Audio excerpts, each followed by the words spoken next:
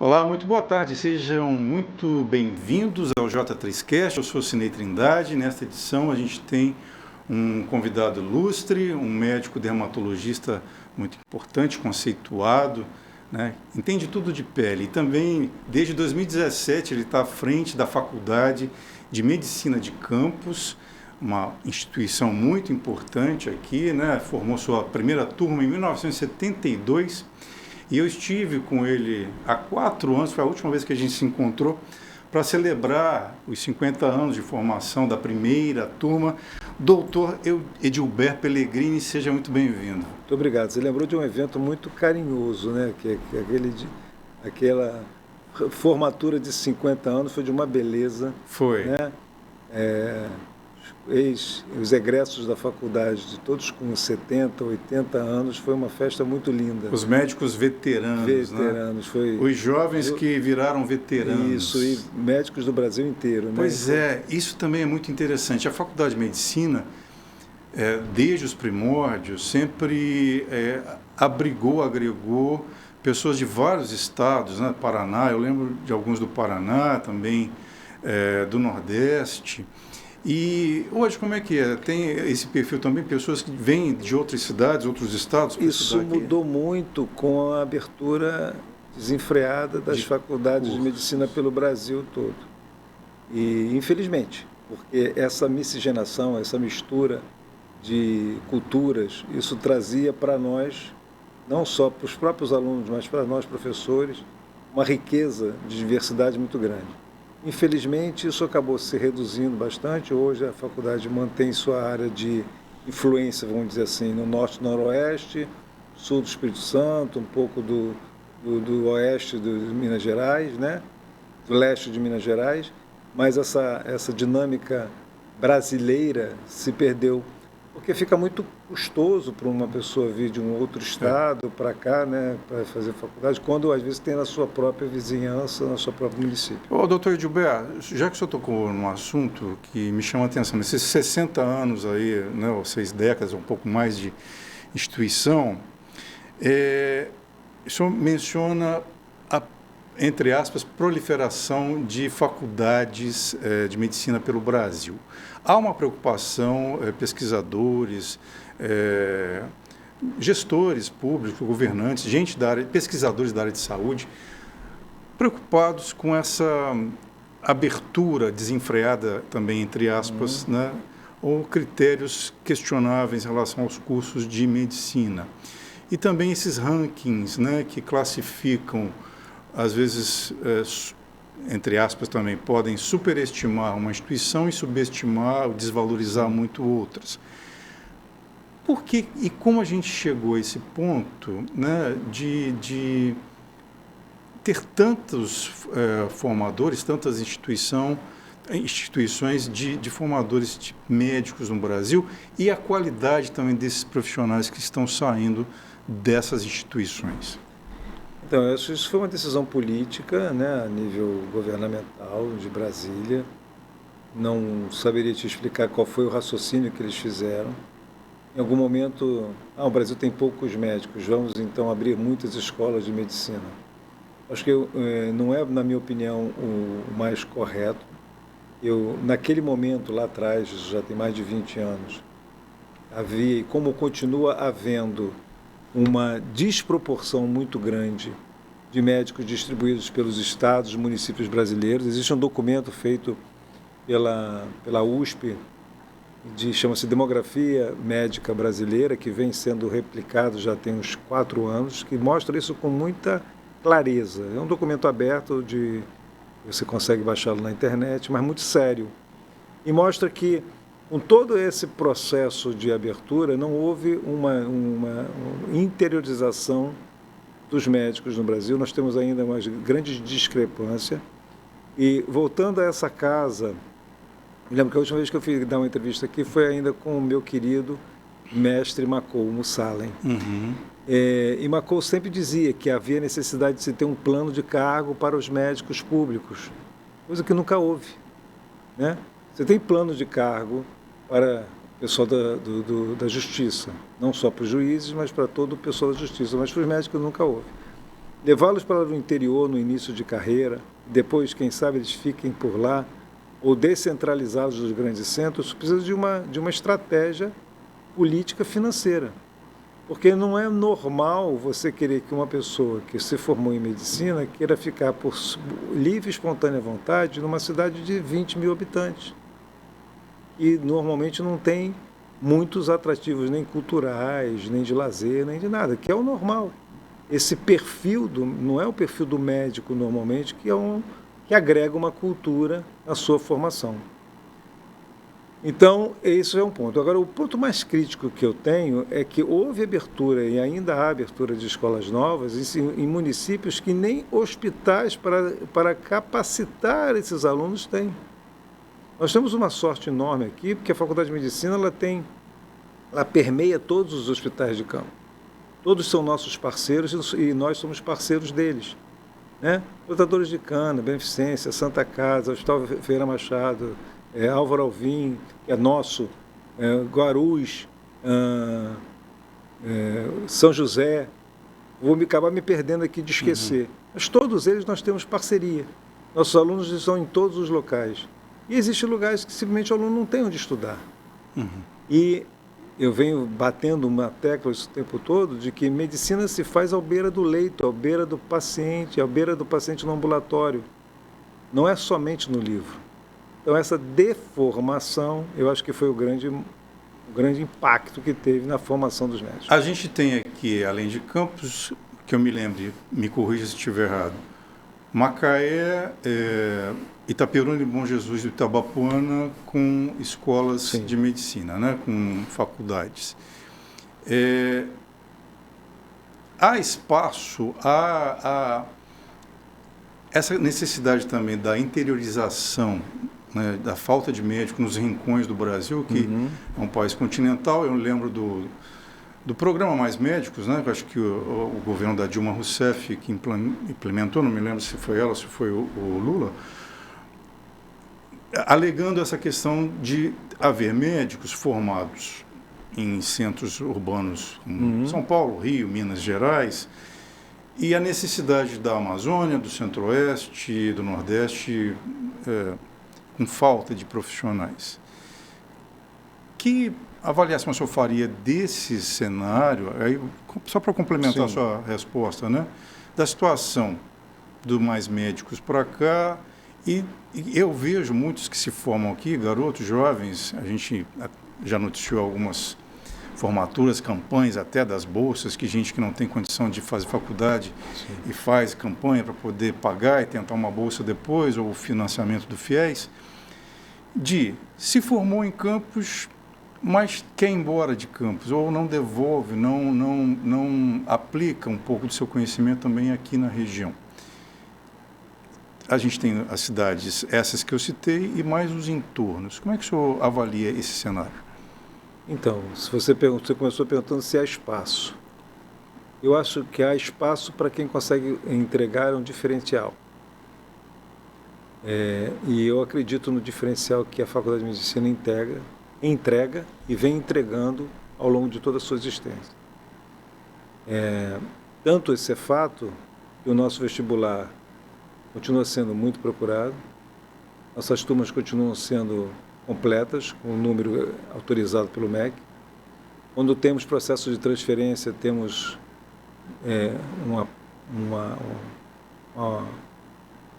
candidatos acima do número de vagas ofertados. Existe até, às vezes, insatisfação de quando não consegue alcançar a nota para entrar. E isso se faz por conta da diferença de formação que a gente entrega. É lógico, e não querendo ser falso nas declarações, existe uma diferença enorme da formação do médico de hoje e do médico de 40 anos atrás, quando eu me formei. Para melhor, para pior? Como diferente. Eu acho que julgar gerações, eu acho que deixa isso para os sociólogos, filósofos, acho que é complexo demais. Que diferenças você, por exemplo, observa? A dinâmica do processo de ensino-aprendizagem. Né? Internet, inteligência artificial. Exatamente. É isso agora mais recentemente. Né? Para você ter uma ideia, nosso aluno de hoje, ele deixa o celular dele gravando a aula do professor, ele transforma aquilo num texto, transforma aquilo numa apresentação, num resumo, quando chega em casa, num aplicativo de IA. Quando eu, como estudante, pensei nisso, ou eu ficava babando para guardar o que o professor falava, ou se eu tinha uma capacidade de escrever muito rápida, ou que não tinha isso. Não havia gravador portátil, isso veio depois, já era um pouco mais... Trambolhão. Exato. Isso, a forma de aprender, isso faz com que haja necessidade de fazer diferente a forma de ensinar. Porque não dá para ser um ensino com uma transparência como era no passado, não dá para ser um ensino com um slide que não te chame a atenção. Por quê? Porque essa geração ela foi formada na diversidade das cores, na diversidade das imagens, nas dinâmicas das imagens. Como é que você capta a atenção desse aluno? Então, o ensino mudou. E nós, como professores, a gente precisa se adequar a essa novidade. Porque se você não se adequa, você não traz o aluno perto de você.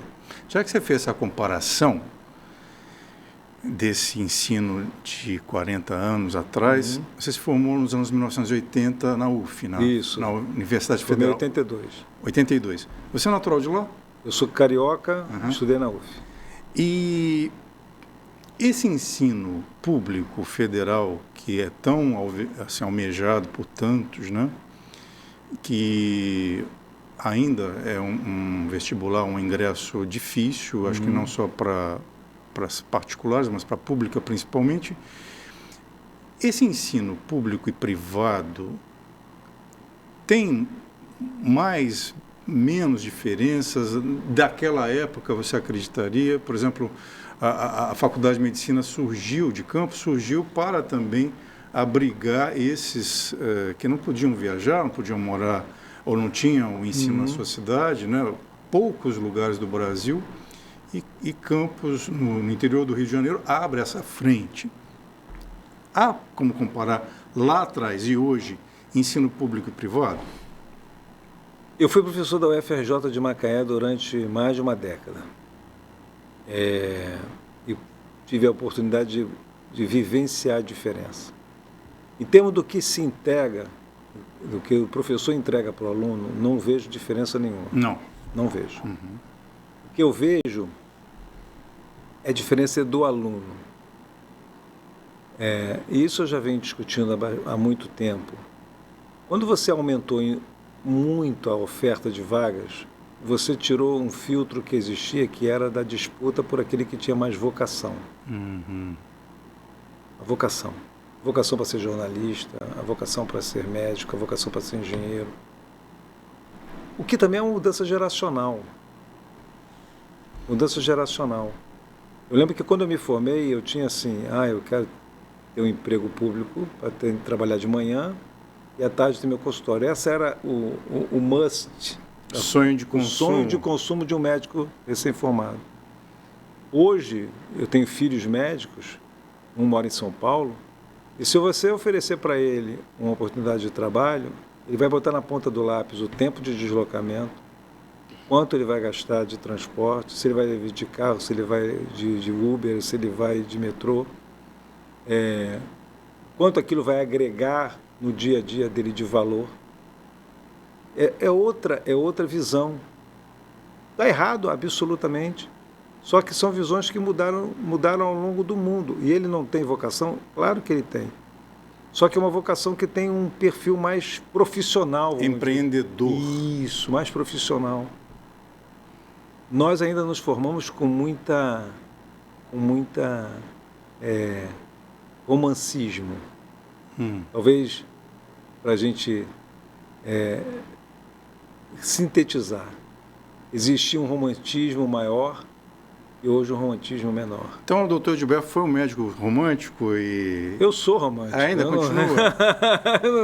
Continuo. Mas na profissão, por exemplo, esse perfil, porque a gente fala de formação, de comparações de instituições pública e privada, mas na ponta tem pessoas, uma sociedade, pacientes que precisam de atendimento médico. A gente tem um sistema único de saúde que é muito elogiado no mundo, que tem muitas, eu acho, muitos méritos, mas também muitas falhas, né? Com certeza. A gente ouve sempre de quem só tem o SUS para poder ter uma consulta, ou um exame, ou uma receita para poder, pelo menos, ou um medicamento lá na farmácia do postinho do bairro, da localidade. Enfim, saúde pública. Esse paciente carece também de especialistas, né, de pessoas interessadas, isso não só na cidade ou nas periferias, mas também no interiorzão do Brasil. Aí o romantismo não fala ou fala até que ponto, quando você precisa, o profissional, de se bancar, de optar também onde ele quer e gosta de trabalhar, que é um direito também dele, né? Entre a razão e a emoção aí. Eu sou do pensamento de que você não consiga fazer nada bem se você não tiver tesão por aquilo que você faz. E aí cada um tem um tesão que lhe cabe. Que lhe cabe, né? Seja o tamanho, intensidade. A gente escutando os filósofos que hoje temos, né? Essa força da vida. Eu nunca tive como um mote no meu interior agregar valores econômicos. Nunca foi esse o meu mote de vida. Não critico quem tenha. Não sou também adepto da pobreza extrema. Claro que não sou hipócrita. Não é um franciscano. Não sou hipócrita. Voto de pobreza. Mas não levanto pensando em quanto eu vou ganhar. Nunca fiz assim. E o que eu tenho foi fruto do meu trabalho. Mas acho que você tem que ter essa vontade de fazer o diferente. Eu costumo brincar e dizer que eu não vim ao mundo para passear. Então, fazer diferente ao seu entorno. Eu acho que os médicos eles fazem isso muitas vezes sem até perceber. Eu estava conversando numa reunião ainda há pouco, lá na faculdade, e falei uma frase que está dentro de mim até agora. Eu nunca tinha feito essa formação de frase. Aquilatar valores às coisas, dar valor às coisas. Nós, médicos, damos valores às pessoas. Às vezes com mais exteriorização disso, às vezes com menos exteriorização, porque depende muito do perfil. Eu nunca fui um médico de ficar... coitadinho. Nunca fui esse médico. Tem médico que faz esse papel, que eu acho lindo. Eu sempre fui na troca de responsabilidades. Troca de responsabilidades. O paciente também é responsável. Claro. E isso hoje está dentro, inclusive, do nosso código de ética. Porque a gente costuma querer colinho de médico, de médica, né? Tipo, me pega no colo. E aí exato. Mas você pode não pegar no colo e, ao mesmo tempo, ser sensível. Mas você tem que dar ao paciente a responsabilidade que lhe cabe. Porque não adianta eu ter uma excelente consulta, prescrever o remédio certo para a sua hipertensão, se você não tomar o remédio, não praticar a atividade física que você precisa praticar, não reduzir o sal que você precisa reduzir, eventualmente ter a sua hora de descanso, de lazer, para a energia endógena baixar um pouquinho. Se você não fizer a sua parte, o que adianta eu fazer a minha de forma brilhante? Então, esse link, esse conluio de interesses, eu acho que permanece. Com variantes como é da natureza humana. Né? Eu já passei por entrevistas, de conversas, de diálogos, em que a pessoa quer botar uma bananinha, a casca de banana na minha frente para eu escorregar e falar o que eu não devo. Não é o que eu estou sentindo aqui agora contigo. E bom, é uma fluidez de pensamentos, de ideias. Então é por aí. Eu acho que as diferenças, elas são inerentes às pessoas. Então você vai ter médicos um pouco mais carinhosos, mas outros mais práticos, mais objetivos, sem perder a sensibilidade. Mas o senhor falou uma questão da vocação para jornalista, para qualquer profissão, o desejo, o tesão, né? A força de querer trabalhar, enfim, ter um propósito. Eu já entrevistei recentemente, inclusive aqui nesse programa, alguns médicos, professores, né, da área de medicina, né? E alguns falaram assim, a preocupação também com essa questão desenfreada de muitos cursos pelo Brasil, mas da vocação. de quantos jovens, de fato, vão concluir o curso e vão para o mercado de trabalho e vão querer trabalhar, seja no serviço público ou no serviço privado, seja num hospital, ou seja num consultório, mas de ter a tal da vocação. E segundo alguns, isso também muito em off, né? Ou um comentário mais fluido, mais solto, tem um versículo bíblico, inclusive, que muitos são chamados e poucos escolhidos, né? E acho que em qualquer profissão, eu me lembro que a minha turma começou com 50 de jornalismo, 18 se formaram e metade foi trabalhar. Isso também pode acontecer na medicina. Eu lembro de algumas pessoas famosas, como o jogador Sócrates, a atriz Zezé Polessa, que se formaram em medicina e não atuaram. Ela desistiu, se formou, ele voltou, passou a trabalhar depois que se aposentou como jogador. Como é que é essa questão da vocação? Onde que ela surge e como mantê-la? Difícil responder. Filosófico. Totalmente filosófico, mas você pode ter uma vocação inata, que pode ser uma percepção dos seus pais, da sua vivência, por isso que muitos médicos são filhos de médicos. Inclusive os seus? Inclusive os meus. Como se chamam seus filhos? Um se chama Edilberto e o outro chama-se Gabriel. Gabriel e Edilberto. Isso. Então eu acho que essa coisa do ver os pais, ver o pai, ver a mãe médicos, vai moldando. Na minha formação, eu tive um amigo do meu pai que era médico, era muito amigo dele. Eu acho que eu tive isso como um link de estímulo. Outros não têm. Eu sou o primeiro médico da minha família, outros não têm. Mas, quando você fala na sua turma formou 50, eram 50 e formaram 18, isso não acontece em medicina. Não. É raro ter uma evasão. 63 formam 65. Sério? Porque vem gente de fora, sei lá. Então, assim, raramente, porque não é só o investimento numa faculdade particular financeiro, mas é um investimento emocional, um investimento de vida muito grande. E esse entendimento de que é uma profissão extremamente desgastante.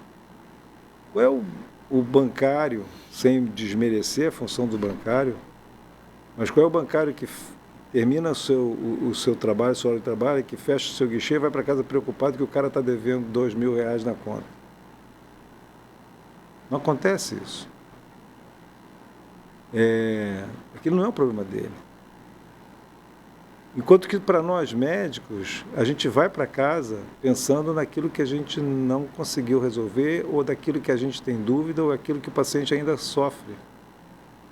E se um entra na faculdade com baixa vocação, no mínimo ele é mordido pelo anjo da sensibilidade.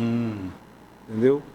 Ele passa a incorporar isso, de ter essa preocupação de como é que meu paciente está, o que será que é aquilo que ele tem. Isso a gente permeia, a gente não deixa de ser médico. Tanto é que o médico não se aposenta. Pouquíssimos, às vezes se aposenta no serviço público. Você vê aposentado em algum momento? Eu fiz um planejamento de vida de 12 anos a contar de julho desse agora. Então eu planejo trabalhar mais 12 anos. Trabalhar mesmo, de levantar com compromisso, mais 12 anos. Eu estou com 67. Dá um bocado de tempo, né? Uma bela idade. Mas não vou dizer assim, não vou fazer nada. Não, talvez eu vá fazer alguma outra coisa. Até porque a cada 10, 15 anos, eu dou uma ciclada na minha vida, né? Hoje eu sou essencialmente professor e diretor. Faço gestão. Em outro momento, eu era um médico de consultório ativo, trabalhava de segunda a sábado.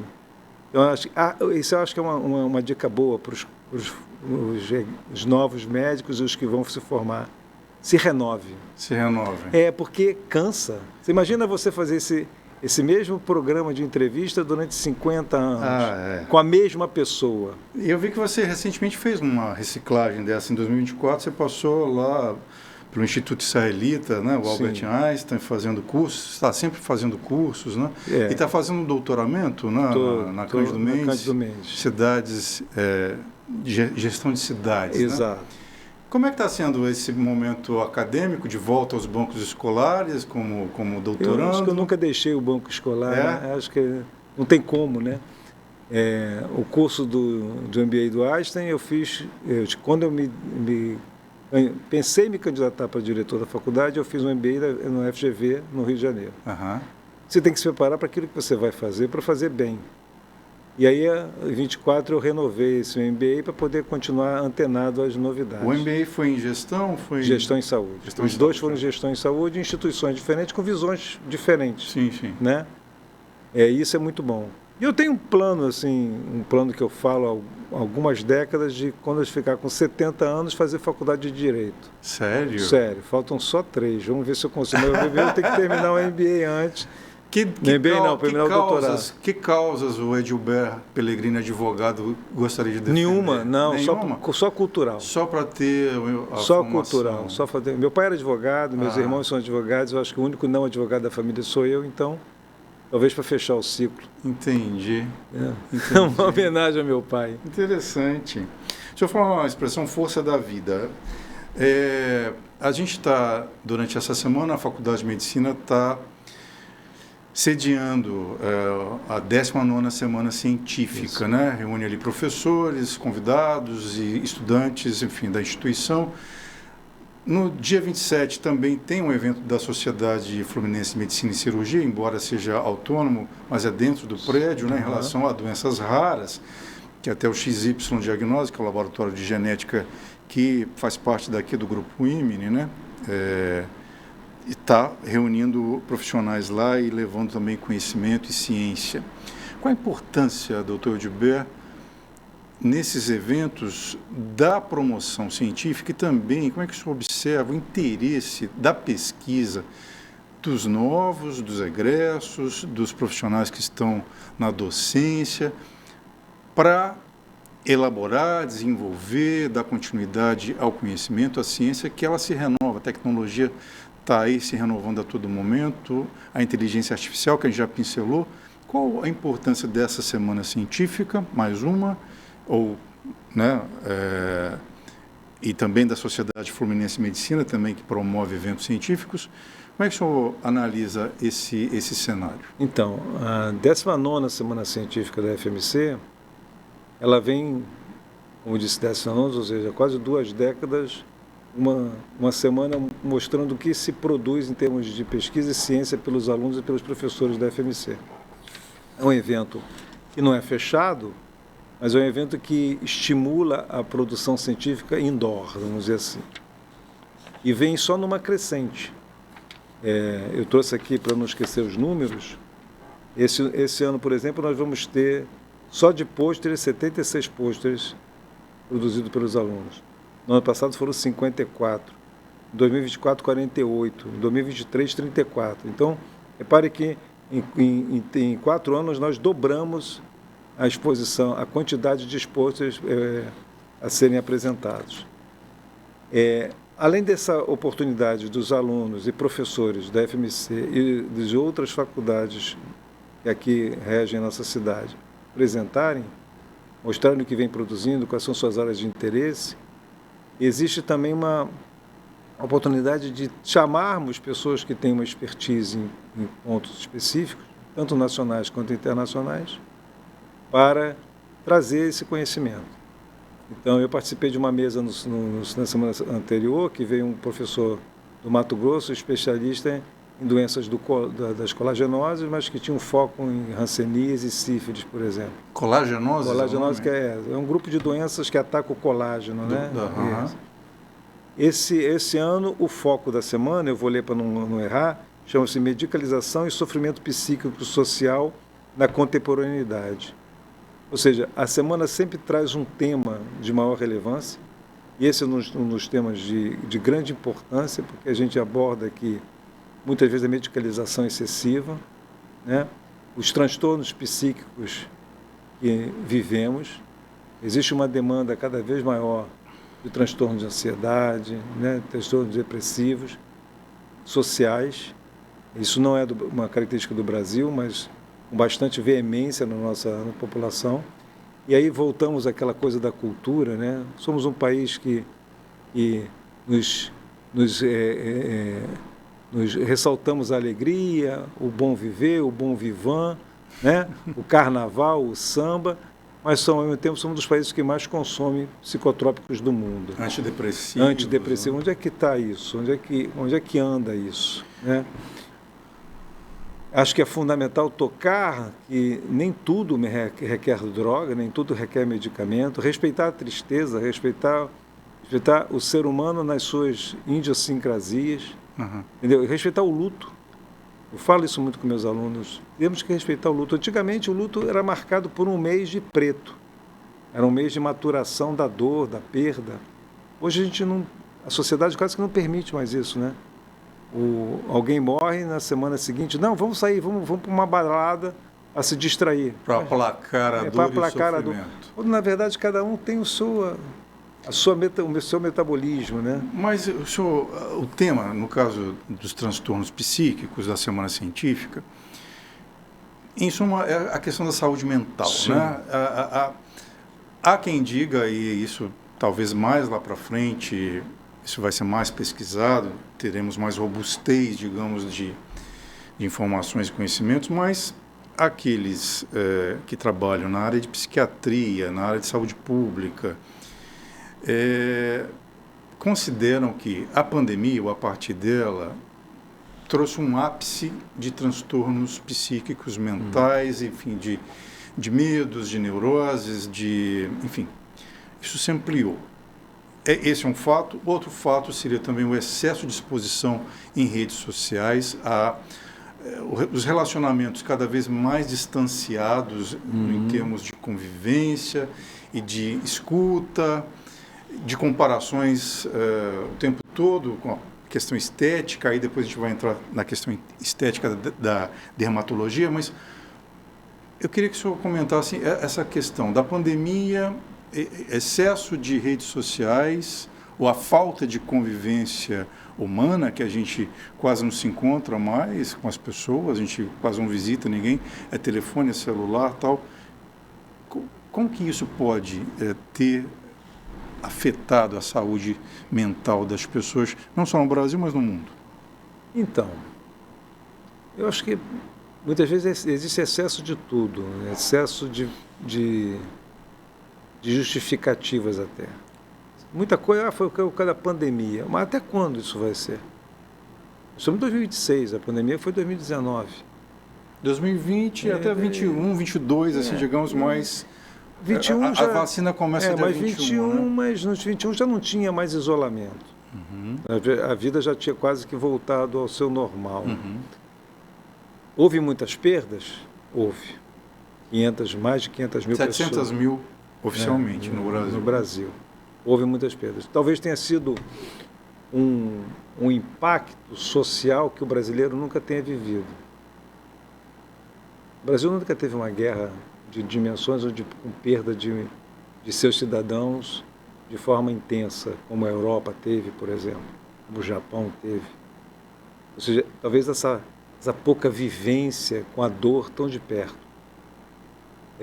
Isso possa ter sido um fator que eu nunca pesquisei sobre isso, nunca me detive para ver se existem publicações a respeito desse tipo, mas é um fato, né?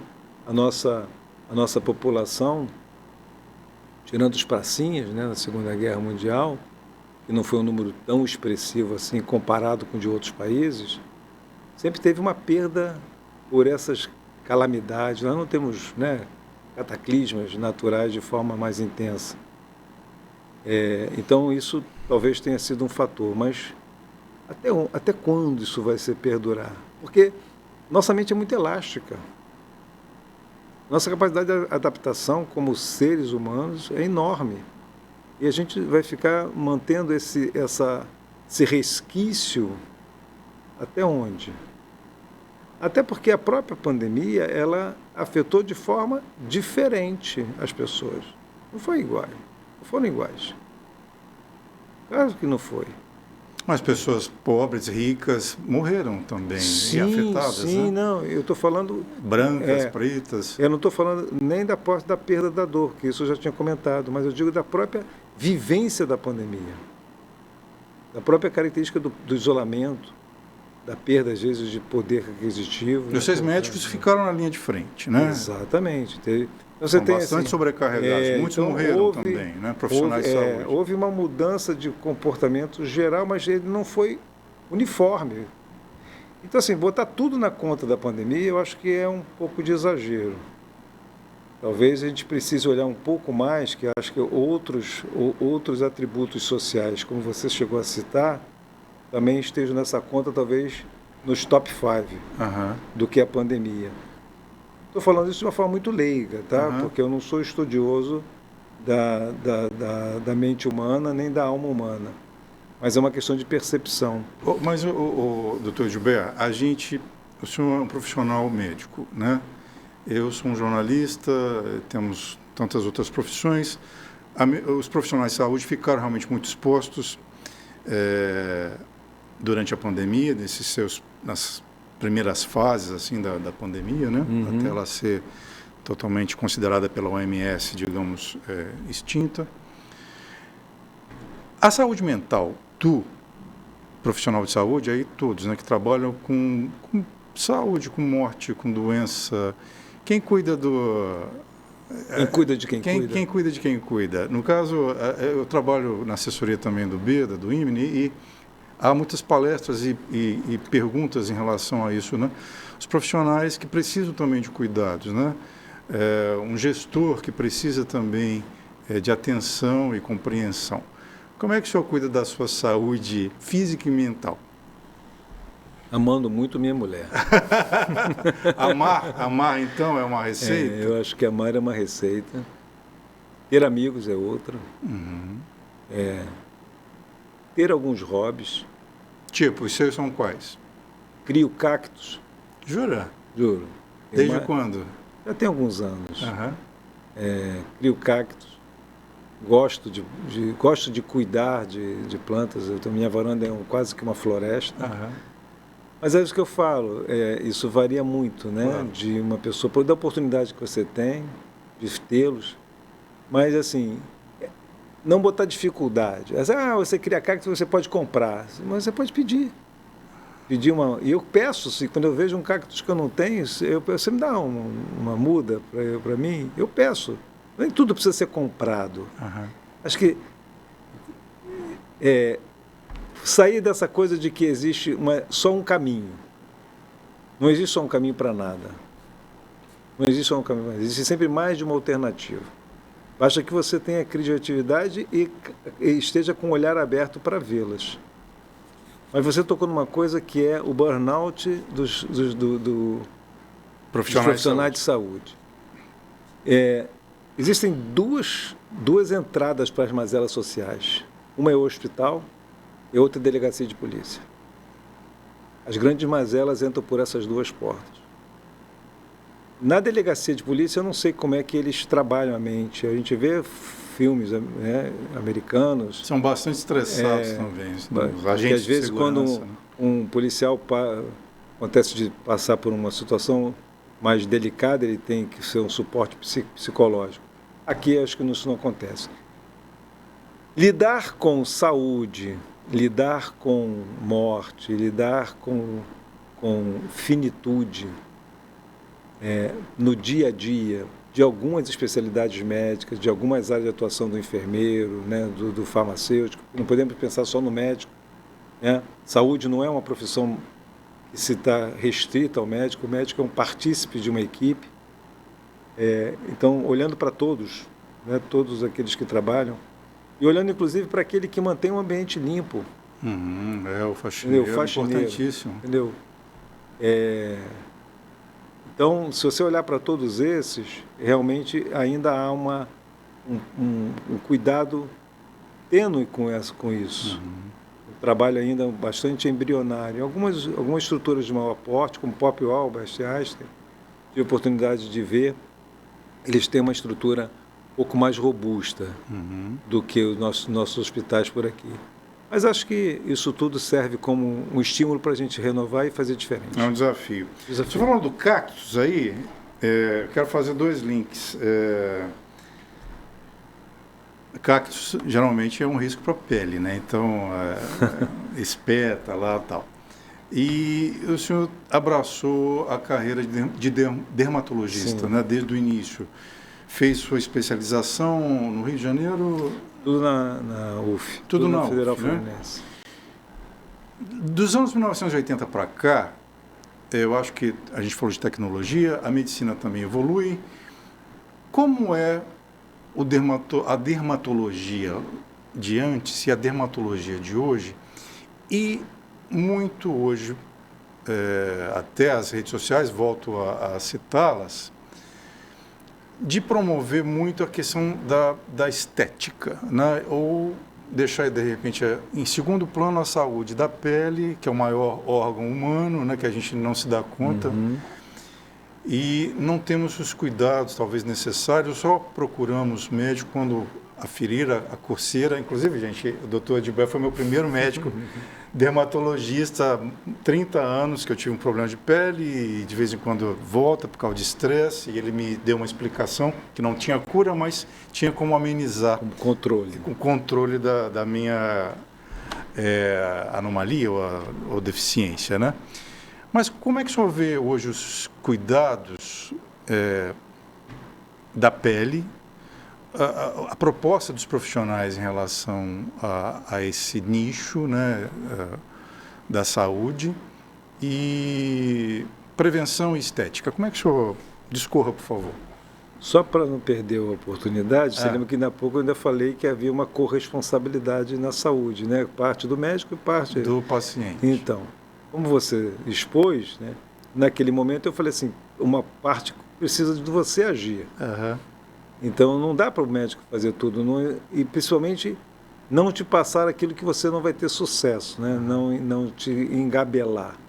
Mas assim, só para citar, eu levo meses sem ter coceira nesse dedo, meses, então a pele fica linda, tal, e de repente provavelmente o estresse baixa. Ou provavelmente seu organismo encontra nesse período de meses outra válvula para dizer assim, olha, o estresse, porque você não provavelmente extravasa. Agora vamos falar um pouco antes de responder. Essa coisa de chamar tudo de estresse também, porque existe o estresse benéfico. Dizem que sim. Não eu ouvi psicólogos dizendo que sim. Então eu aprendi isso com psicólogo. Existe o estresse benéfico, o estresse que você te faz andar para frente, se desafiar e nem tudo é negativo. Aquilo que eu falei, você tem que olhar para o outro lado. Como atual diretor da faculdade, quase que todo dia tem um senão. Mas você não pode olhar aquilo como sendo o fim do mundo. Vamos fazer daquilo ali alguma coisa que dê um resultado melhor e que não se repita. Eu acho que o que você não pode é ficar repetindo as mazelas. Mas há mais de 30 anos eu sigo a sua orientação, tá?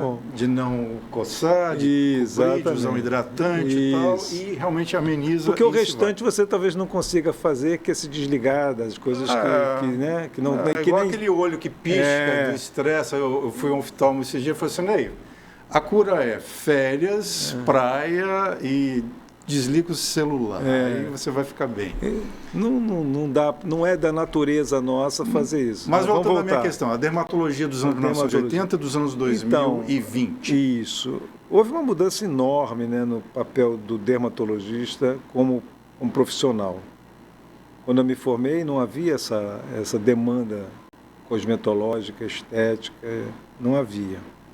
Isso começou anos depois. E eu cheguei vamos dizer assim, namorar essa vertente, mas nunca foi uma praia que eu gostei de frequentar. E como decisão de vida, você tem que fazer aquilo que te dá tesão.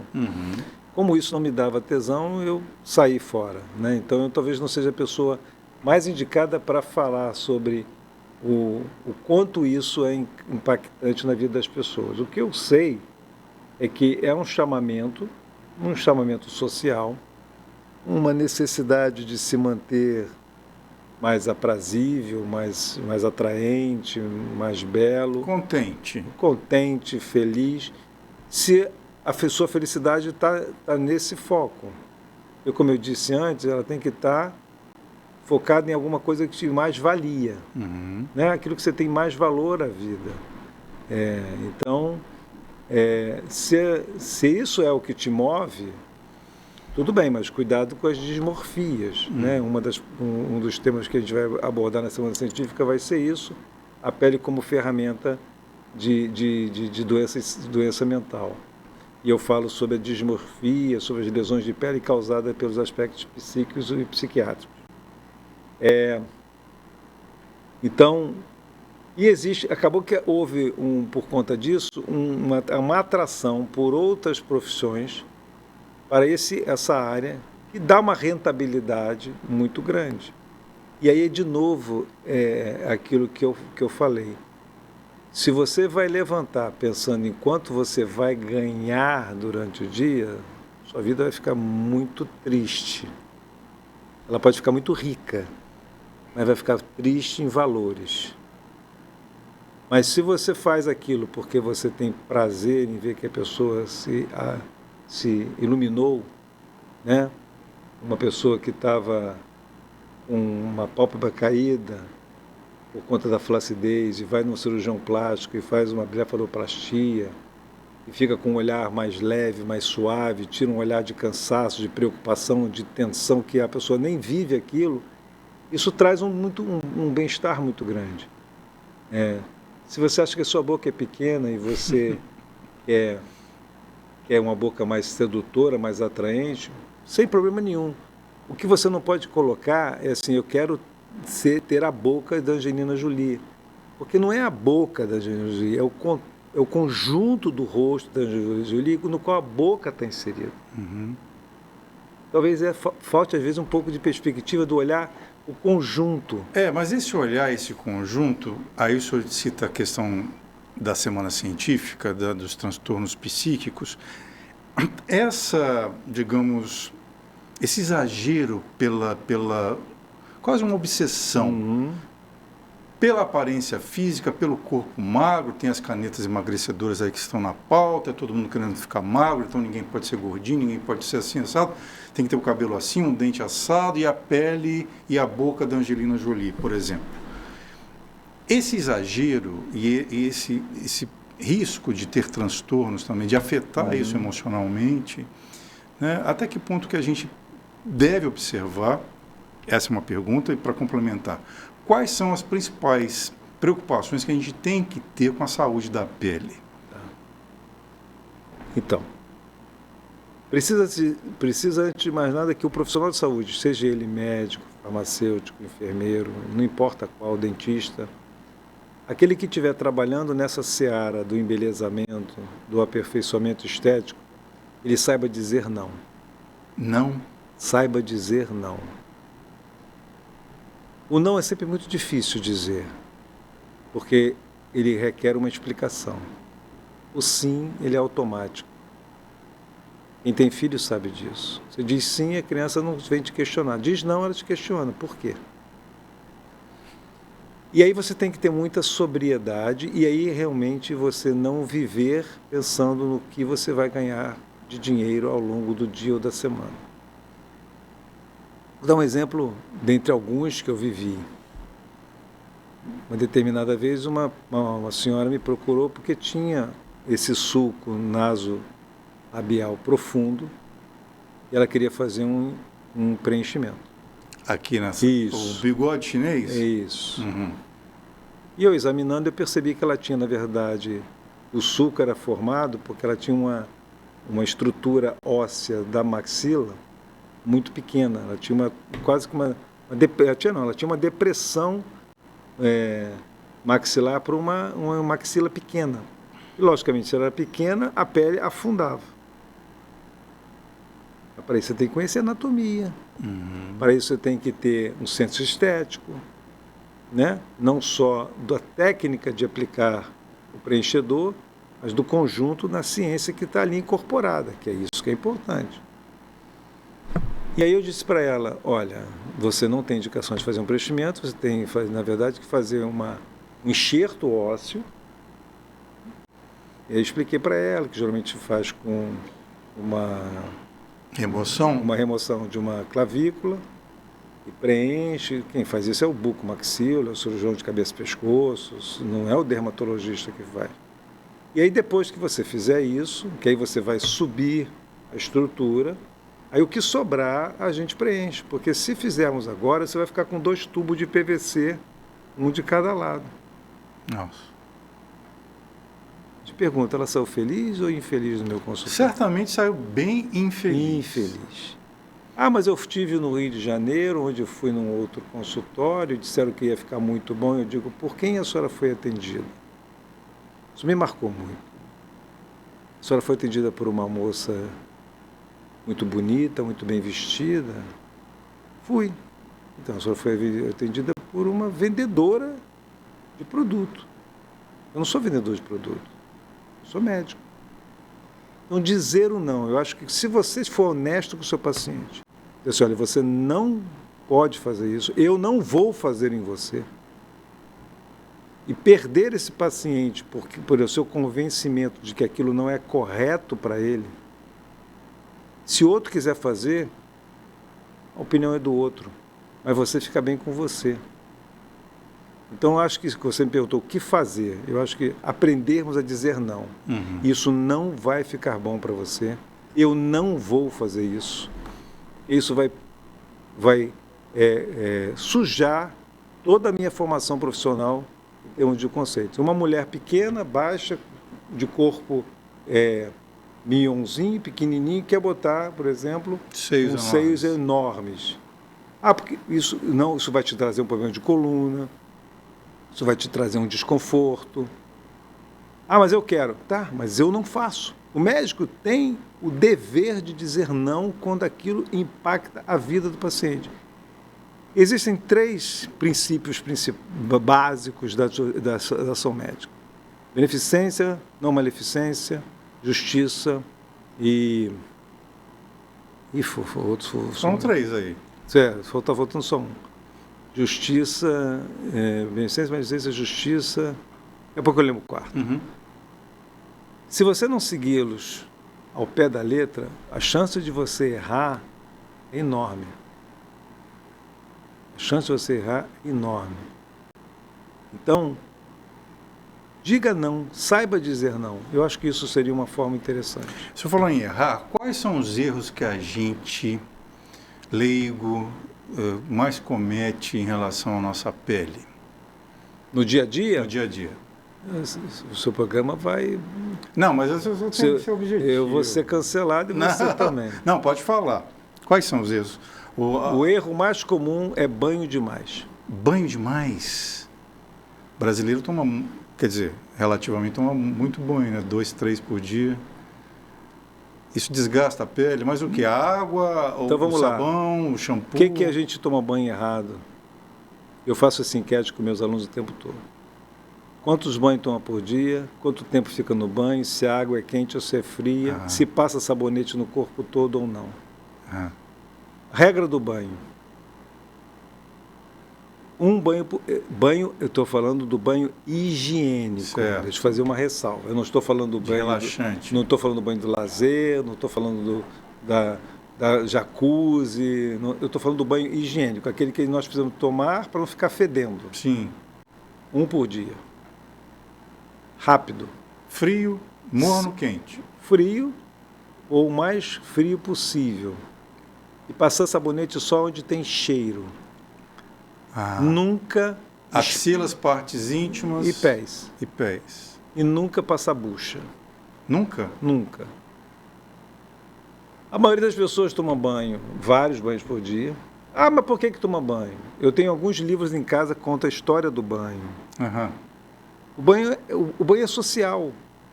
O francês não gosta de tomar banho. Não é isso. É que culturalmente a França não tem uma riqueza de rios como nós temos aqui.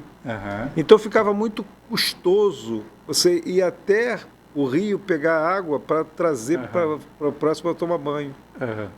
O banho já foi usado pela realeza como uma forma de se manifestar socialmente. O rei vai tomar banho, aí todo mundo ia ver o rei tomar banho. Isso já no passado foi assim. Dizem que o João VI, quando chegou, o banho de mar também, e Carlota Joaquina começaram a popularizar o banho de mar. Exato. Né? Calor infernal. Aí aqui. você vê, aqui nós temos, a cada, exagerar, 200 metros temos um riacho, um rio, ou tínhamos, né? Soterramos um bocado, contaminamos outro tanto. E aí você tem essa quantidade de água, um calor, o índio, o que ele fazia? Tá calor, pum. Então você copia. Né? Somos o segundo país do mundo em água pluvial, em água fluvial. Só perdemos para o Canadá. Temos uma quantidade de água que não será para sempre, vê-se os problemas que tivemos recentemente. Então existe hoje uma facilidade. E a água é barata ainda. Relativamente. Ainda. A luz é muito mais cara. Então, tudo isso facilita com que a pessoa tome banho de 15, 20 minutos, com chuveiro aberto no maior, e passando sabonete no corpo todo, que resseca a pele. Então, um erro. Não ficar muito tempo no banho, não usar 5 minutos, só onde tem cheiro ruim, para eliminar o cheiro, e não passar bucha. Não passar bucha. E um banho por dia. É o maior problema. Porque você resseca, depois você vai gastar dinheiro no hidratante. Mas eu li uma vez que os russos, as peles das pessoas, das mulheres russas, além da sauna, mas o banho frio, muitos modelos, aquelas top models e tal, que garantiam aquela pele viçosa por causa de banho frio. Apesar de ser um país frio, Rússia... porque o banho quente resseca a pele. O banho frio estimula... Ele faz uma contração tecidual, mas o problema maior é que a água quente resseca. Quer ver como é que eu provo isso para você de forma simples? A louça do mocotó você lava com água quente ou fria? Sempre fria. Na sua casa. Mas o certo é quente. Na torneira. Mas as pessoas esquentam uma chaleira e jogam, pelo menos. Tá. Nunca fiz um mocotó, doutor. Nunca fez um mocotó. Eu também nunca fiz, não. Mas a água quente tira a gordura. Entendi. Se você, frigideira com muita gordura, o que você bota? Um pouquinho de água e deixa no fogo. Então, o calor, ele desnatura a gordura. Além dessa dica, rapidamente, protetor solar, usar todo o tempo, usar mitos, verdades, que preocupações a gente tem com essa, digamos... O certo seria usar sempre, desde criança, agora, casa de ferreiro, espeto de pau. Se você perguntar para mim se eu uso, eu vou dizer que não. Nunca ou às vezes? Eu nunca esquece? Uso. Eu não tenho essa disciplina. Mas se protege do sol, usa chapéu? Eu adoro chapéu, por exemplo. Eu sou um trabalhador indoor, eu trabalho fechado, eu saio de... Tem pouco contato com o sol. Meu carro está na garagem, eu não pego o sol quase que nunca. Sempre de mangas compridas e tal? É outra coisa, nem sempre precisa do filtro solar, que tem um valor agregado. Você pode usar uma camisa de manga mais comprida, você pode usar um chapéu, você pode usar uma roupa que seja overline. Quer dizer, tem outras formas de você se proteger que não seja agregando custos num filtro solar. Doutor Gilberto, o senhor é pertencente à Sociedade Brasileira de Hanseníase, me corrija se estiver... Sim, sou hansenologista. E o senhor é uma referência aqui em relação à hanseníase, né?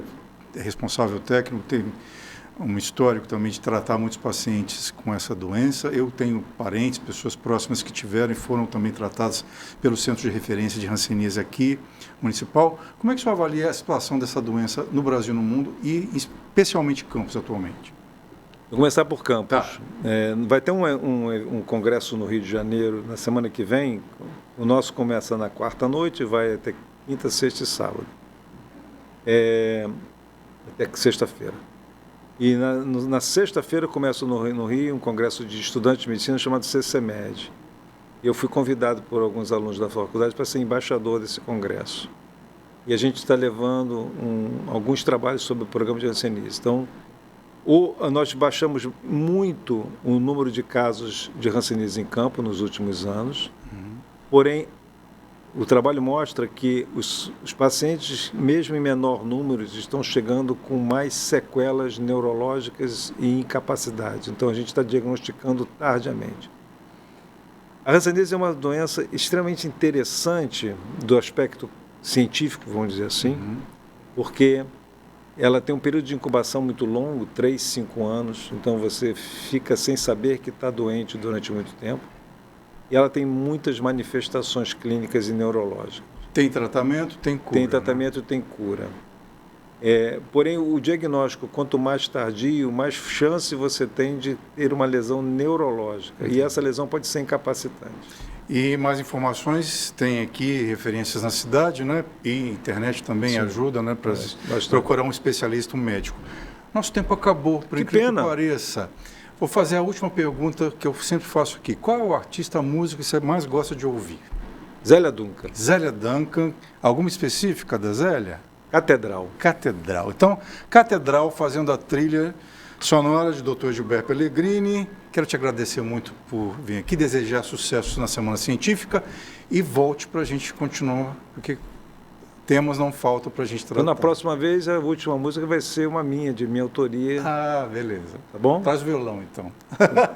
Ele vai trazer o músico. Ele é o Wellington Cordeiro que está aqui atrás da gente. Quero te agradecer muito. Foi um prazer muito grande. Prazer Foi uma meu. excelente entrevista. Pessoal, a gente fica por aqui. Até a próxima. Tchau.